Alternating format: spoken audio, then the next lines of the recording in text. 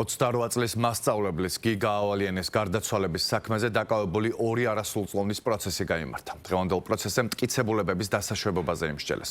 ავალიანის საქმეზე ჯამში 4 პირია დაკავებული, თუმცა დღევანდელ პროცესზე ორი არასრულწლოვნის საქმის განხილვა გაიმართა, რადგან საქმე ცალ-ცალკე წარმოებად არის გამოყოფილი.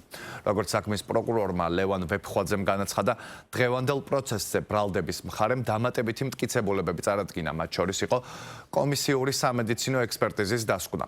ერთ პირს ბრალდება წარდგენილი აქვს საქართველოს სისხლის სამართლის კოდექსის 117 მუხლის მეორე ნაწილით, რაც ჯანმრთელობის განზრახ მძიმე დაზიანებას გულისხმობს, რამაც სიცოცხლის მოსპობა გამოიწვია.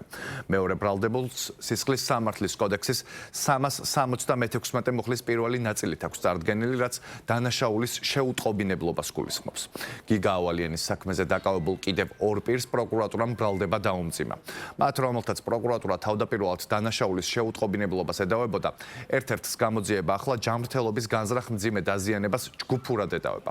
ამასთან მეორე ბრალდებულს პროკურატურა მძიმე დანაშაულის შეუტყობინებლობას ედავებოდა, ახლა კი განსაკუთრებით მძიმე დანაშაულის შეუტყობინებლობისთვის წაუყენეს ბრალი.